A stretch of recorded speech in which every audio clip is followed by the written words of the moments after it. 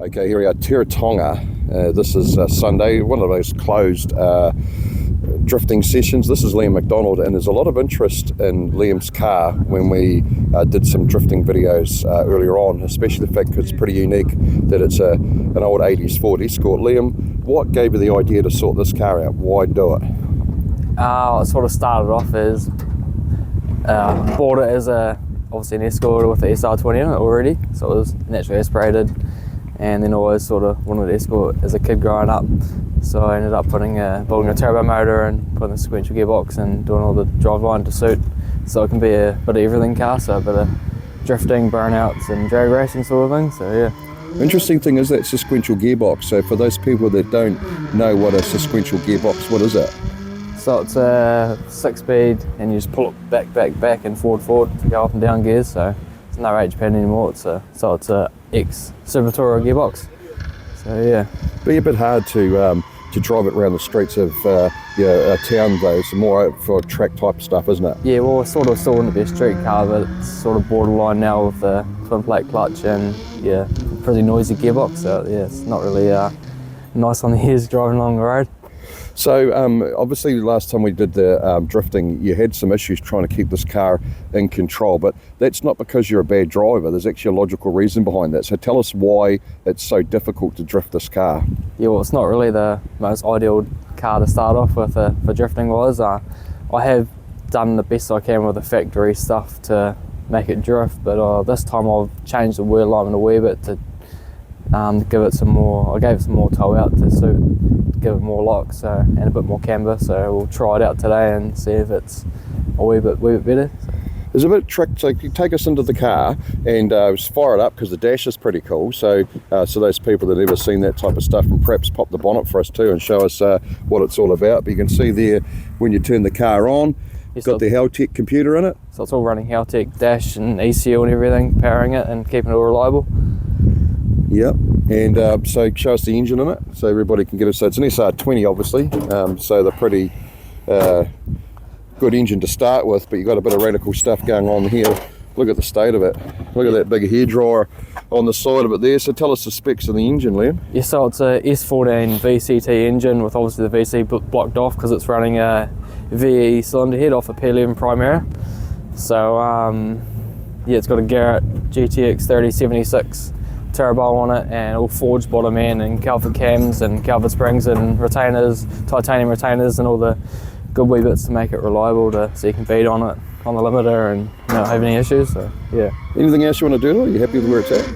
I would like to build the bottom end a wee bit stronger by doing like billet main caps and doing a stroker, but it's obviously a lot of money to do for the SR, so I'm pretty happy with how it is at the moment. And obviously other cars I can go for more power wise sort of thing. But you've this is not the only car you've got. You've obviously got a Skyline as well, which apparently is going to be your next drift sensation, is it? I was going to, but it's more aiming for the drag racing now. So it's obviously, I had dog box in it. 4-speed dog box would be good for drifting, but now I've gone along the Turbo 400 route, so it's going to be focused on street and drag car. So aiming for like a 9-second street drive car. Amazing, mate. And of course you're no stranger to race cars either, because you're a 2-time NZ-V8 touring car champion here in New Zealand. So yeah, this is Liam McDonald and this is his Escort, and yeah, we'll put some video up and show you how it does today.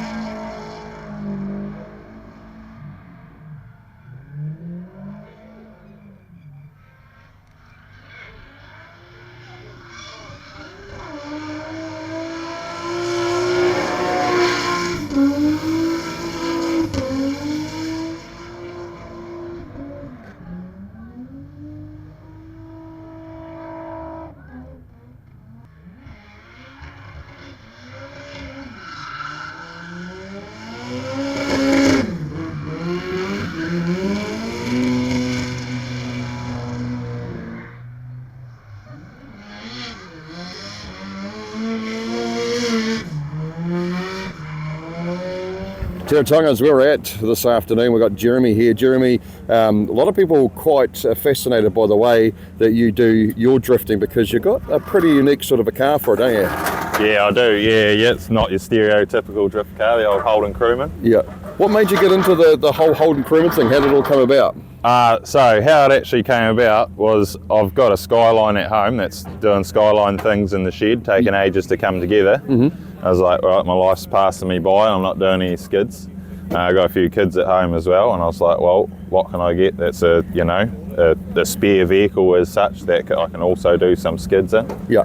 And the old Crewman sort of ticked the boxes. I can take all my stuff with me on the back, get the kids in the back if I need to, and got the manual LS1 and does skid all right. Open up the bonnet, show us this bit of a beast. So it's just a standard old LS1.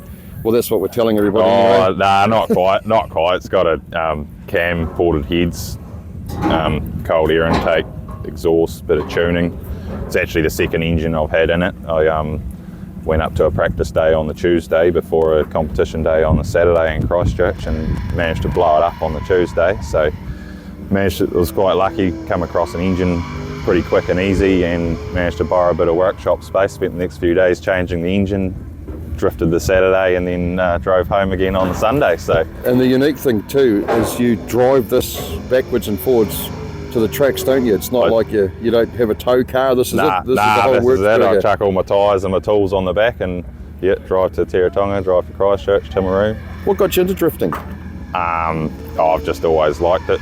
Like, obviously playing silly buggers when I was a kid younger, and I used to do a bit of kart racing, and they used to just say like the way you're driving is just slow, but I like entertaining. I like getting sideways. Yeah. So that's about it. Really. What's your day job? What do you do for a living? I'm a fisherman. Oh yeah. Yeah. So you fish during the week and drift on the weekends? Yeah, that's right. Yeah, I should be fishing today, but here I am. And obviously you love it though. But it's what's it like to handle? Like, I mean, it's quite a long vehicle, and it's certainly got the power with that LS1 in it. But what's it like to drive, actually drift? Well, to be fair, I don't actually have anything to compare it to. So, but I assume it's probably like sort of just a bit slower and lazier to respond than what a shorter wheelbase vehicle would be. And it's also very heavy, so it takes a bit of pulling up if you need to slow down. Had any major offs since you've had it?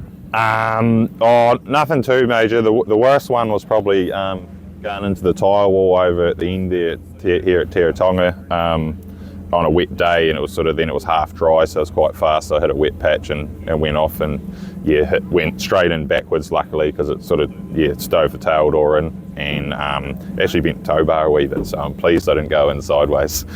Well, you'll be pleased today because it's a beautiful day for drifting, and it looks like you might get a few good runs, and best of luck and have some fun, eh? Yeah, dead right, mate. It's a beautiful day here, and thank you very much.